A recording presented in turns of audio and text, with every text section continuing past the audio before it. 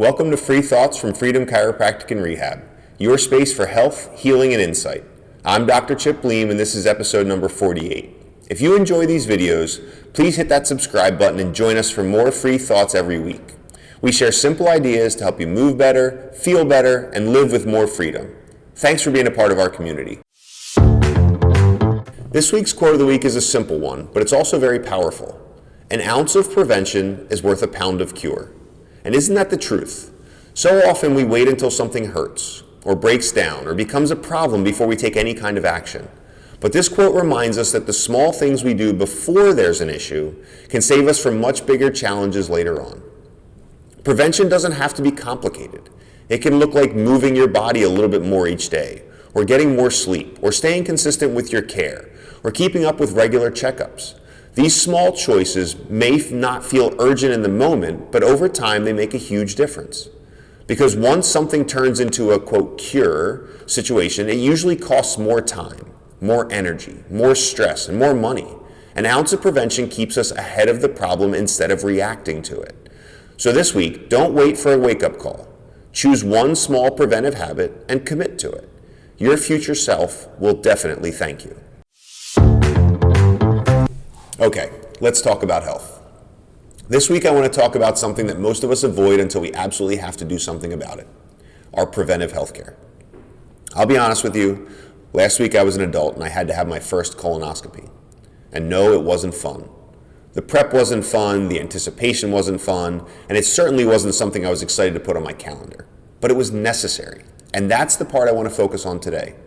Because preventive care isn't about comfort or convenience or excitement. It's about being responsible. It's about showing up for your future self and family, even when it's uncomfortable in the moment. So many health issues today don't come with warning signs. They don't tap us on the shoulder and say, hey, you might want to check this out. They stay quiet until they become a problem. Preventive screenings exist for that exact reason, to catch those things early, when they're easier to manage, easier to treat, and sometimes even prevent entirely. And yet so many people put them off. We're busy. We feel fine. We don't want to deal with it. Or we tell ourselves, I'll get to it later. But later isn't guaranteed. Here's the truth. Taking care of your health isn't just about how you feel today. It's about giving yourself the best chance to feel good tomorrow, next year, and decades down the line. That colonoscopy last week, it wasn't about anything more than peace of mind. It was about being proactive instead of reactive. It was about choosing prevention over regret. And preventive care looks different for everyone. It might be annual physicals, or blood work, or screenings, or dental visits, or eye exams, movement, chiropractic care, whatever applies to you and your stage of life. So here's my encouragement. This week, if there's something you've been putting off, a checkup, a screening, a test, make the call. Schedule the appointment. Put it on the calendar. It might not be fun, but I promise it'll be worth it in the end. Because taking time to do the preventive things today is one of the greatest gifts that you can give your future self and your family. Now it's time for some good news. This week's story is a great reminder that kindness doesn't have to be loud to be life-changing.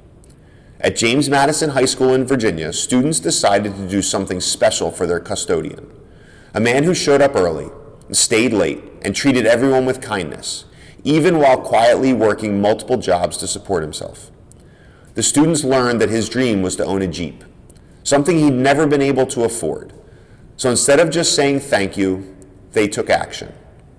They organized a fundraiser, kept it a surprise, and raised over $20,000, enough to buy him his very own Jeep.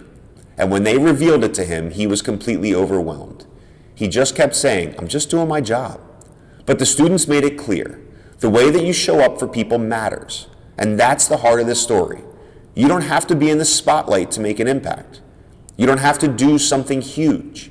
You just have to notice people and choose to be kind. Because when a community comes together with gratitude and generosity, it doesn't change one person's day. It changes lives. And that is some good news.